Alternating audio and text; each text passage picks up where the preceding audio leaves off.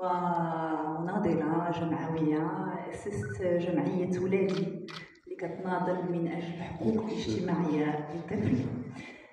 كان مسار غريب بالنسبة لي لأنه في البداية حصلت على دبلوم في فرنسا باش نكون محامية في المجال التجاري فقط، لكن حياتي جعلتني أن أكون محامية أيضا في الميدان العائلي، لأن خبرتي الشخصية كانت صعبة نوعا ما، لأنني واجهت واحد المسألة غادي نفسرها لكم، هي أنه فقدت الحضانة ديال الأطفال ديالي بعد الزواج ديالي مرة ثانية، وفي هذاك فقدان الحضانة حسيت بواحد الألم كأم كمواطنة العالم، une vraie citoyenne du monde. كان هذاك الألم ولا هو الحليف ديالي، فألمي هو اللي جعلني نأسس هذه الجمعية من أجل فتح نقاش وطني حول إلزامية تعديل مدونة الأسرة وملائمتها على أرضية الواقع مع متطلبات العصر، وخصوصا مع دستور 2011 اللي أعطانا مكتسبات كثيرة.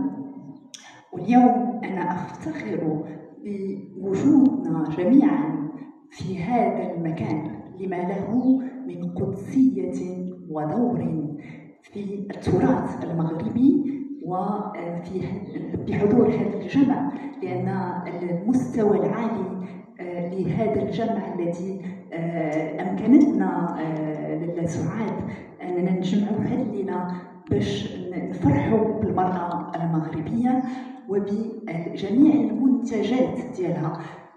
فأنا كنفرح بجميع النساء المغربيات والعربيات على نضالهن، سواء كانت نساء عرفت الأمومة أو لم تعرف الأمومة، فهذا هو النضال وهذا هو الفرح، وأشكر الحضور الكريم وشكرا.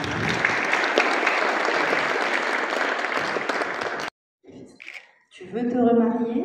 Eh ben, accepte de perdre la garde de tes enfants. Donc, comme quoi, le féminin et le matriciel sont apparemment incompatibles. Et ça, c'est une lacune, malheureusement, que j'ai relevée grandement. Et j'ai même montré que cette loi est complètement incompatible avec notre constitution et avec l'esprit des valeurs universelles.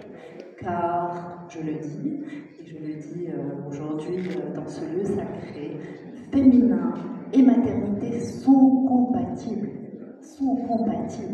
Et il en va des valeurs universelles. Donc moi, j'ai énormément souffert de lois patriarcales. Cela ne veut pas dire que je suis pour des lois matriarches, pas du tout. Je suis peut-être contre le patriarcat, mais je suis également contre le matriarcat. Donc je suis pour une adhésion aux valeurs universelles. J'estime que en 2022, nous avons pleinement le droit d'avoir des lois qui sont conformes aux valeurs universelles. Car aujourd'hui, la femme, avec un grand F, constitue quand même un poids internationalement reconnu. Je pense que la femme représente 3 ou 4 milliards, si ce n'est plus, de la population mondiale.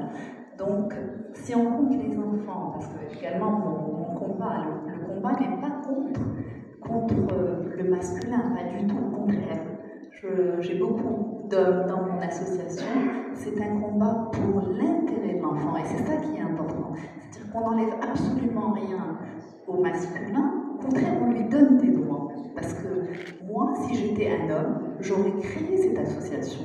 Si j'avais divorcé et on m'avait donné uniquement le dimanche comme droit de visite, je trouve ça également injuste. Et je trouve que c'est des lois qui sont complètement caduques. Donc c'est dans cette révolte, dans cet esprit de justice, car quand on veut la justice, on est dans la parité totale. Donc c'est ça mon esprit, et c'est exactement ce que j'incarne comme valeur. Ce sont bien des valeurs de justice, d'une garde partagée, car je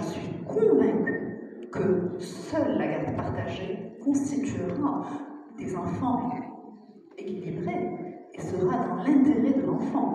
Et c'est, en guise de témoignage, ça a été mon choix lors de mon deuxième divorce, parce que j'ai récemment divorcé après 7 années de mariage. Et lors de ce divorce, on a fait le choix de la garde partagée et j'ai pu garantir l'équilibre de ma fille qui a 6 ans, parce que j'ai une autre petite fille avec mon deuxième mari.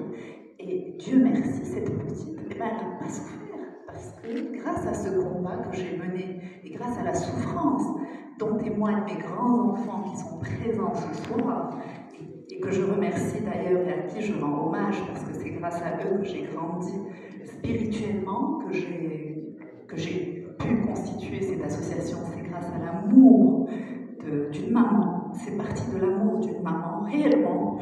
Et voilà, c'est une occasion pour moi pour leur dire que je les aime et que je les remercie.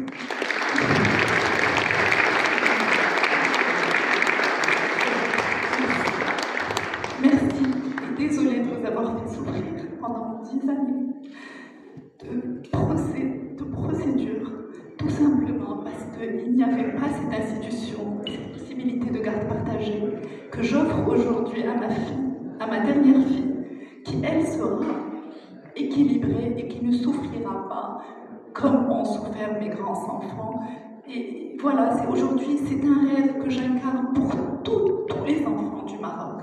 J'estime que tous les enfants du Maroc ont droit à cette parité, ont le droit de grandir avec leur papa et leur maman, car ils ont fait le choix de leurs 2 parents. Leur âme a choisi leurs 2 parents. Il est inadmissible de priver un père de ses enfants, et il est inadmissible de priver une mère de ses enfants. Un enfant est fait pour grandir avec les 2. J'ai toujours comparé l'enfant à la rose. La rose a besoin de l'eau et de l'air et de l'oxygène. Si on ne lui donne pas les 2, eh bien elle meurt. Et c'est ça nos enfants. Alors aimons nos enfants et changeons ces lois.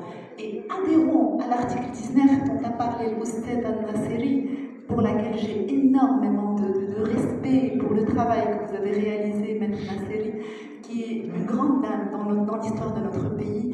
Et croyez-moi, adhérons à cet article, changeons ces lois qui sont devenues inconstitutionnelles, car tout peut changer. Une loi est faite pour une décennie ou 2, mais elle est amenée à changer. Et elle est amenée à se conformer à ce nouveau Maroc moderne que nous sommes en train de constituer grandement et fièrement. Voilà.